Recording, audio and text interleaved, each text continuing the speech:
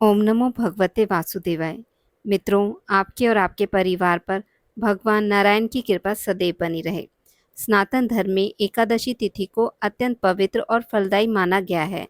इस दिन भगवान विष्णु और माता लक्ष्मी की विशेष पूजा अर्चना की जाती है। ज्येष्ठ माह के कृष्ण पक्ष की एकादशी को अपरा एकादशी कहा जाता है। इस दिन उपवास के साथ साथ अन्न, वस्त्र और धन का दान करना पुण्यदायी माना जाता है।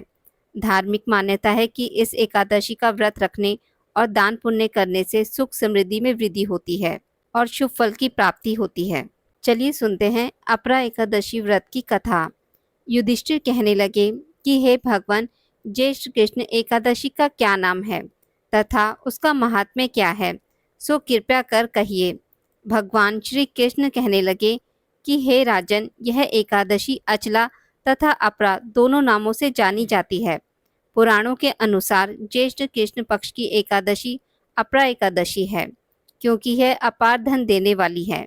जो मनुष्य इस व्रत को करते हैं वे संसार में प्रसिद्ध हो जाते हैं। इस दिन भगवान त्रिविक्रम की पूजा की जाती है। अपरा एकादशी के व्रत के प्रभाव से ब्रह्म हत्या, भूत योनि, दूसरों की निंदा आदि के सब पाप दूर हो जाते हैं। इस व्रत के करने से पर स्त्री गमन, झूठी गवाही देना, झूठ बोलना, झूठे शास्त्र पढ़ना या बनाना, झूठा ज्योतिष बनाना तथा झूठा वेद बनना आदि सब पाप नष्ट हो जाते हैं। जो क्षत्रिय युद्ध से भाग जाएं वे नरकगामी होते हैं, परंतु अपरा एकादशी का व्रत करने से वे भी स्वर्ग को प्राप्त होते हैं। जो शिष्य गुरु से शिक्षा ग्रहण करते हैं फिर उनकी निंदा करते हैं वे अवश्य नरक में पड़ते हैं, मगर अपरा एकादशी का व्रत करने से वे भी इस पाप से मुक्त हो जाते हैं। जो फल तीनों पुष्कर में कार्तिक पूर्णिमा को स्नान करने से या गंगा तट पर पितरों को पिंडदान करने से प्राप्त होता है, वही अपरा एकादशी का व्रत करने से प्राप्त होता है। मकर के सूर्य में प्रयागराज के स्नान से, शिवरात्रि का व्रत करने से, सिंह राशि के बृहस्पति में गोमती नदी के स्नान से, कुंभ में केदारनाथ के दर्शन या बद्रीनाथ के दर्शन, सूर्य ग्रहण में कुरुक्षेत्र के स्नान से, स्वर्ण दान करने से अथवा अर्ध प्रसूता गोदान से जो फल मिलता है वही फल अपरा एकादशी के व्रत से मिलता है। यह व्रत पाप रूपी वृक्ष को काटने के लिए कुल्हाड़ी है, पाप रूपी ईंधन को जलाने के लिए अग्नि, पाप रूपी अंधकार को मिटाने के लिए सूर्य के समान, मृगों को मारने के लिए सिंह के समान। अतः मनुष्य को पापों से डरते हुए इस व्रत को अवश्य करना चाहिए। अपरा एकादशी का व्रत तथा भगवान का पूजन करने से मनुष्य सब पापों से छूटकर विष्णु लोक को जाता है। इसकी प्रचलित कथा के अनुसार प्राचीन काल में महिध्वज नामक एक धर्मात्मा राजा था।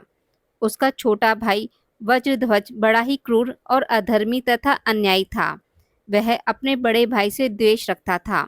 उस पापी ने एक दिन रात्रि में अपने बड़े भाई की हत्या करके उसकी देह को जंगल के पीपल के पेड़ के नीचे गाड़ दिया। इस अकाल मृत्यु से राजा प्रेत आत्मा के रूप में उसी पीपल पर रहने लगा और अनेक उत्पात करने लगा। एक दिन अचानक धौम्य नामक ऋषि उधर से गुजरे। उन्होंने प्रेत को देखा और तपोबल से उसके अतीत को जान लिया। अपने तपोबल से प्रेत उत्पात का कारण समझा। ऋषि ने प्रसन्न होकर उस प्रेत को पीपल के पेड़ से उतारा तथा परलोक विद्या का उपदेश दिया।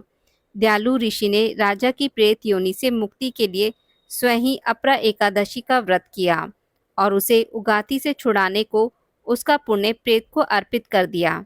इस पुण्य के प्रभाव से राजा की प्रेत योनि से मुक्ति हो गई। वह ऋषि को धन्यवाद देता हुआ दिव्य देह धारण कर पुष्पक विमान में बैठकर स्वर्ग को चला गया। हे राजन, यह अपरा एकादशी की कथा मैंने लोकहित के लिए कही है। इसे पढ़ने अथवा सुनने से मनुष्य सब पापों से छूट जाता है। आज की इस वीडियो में बस इतना ही।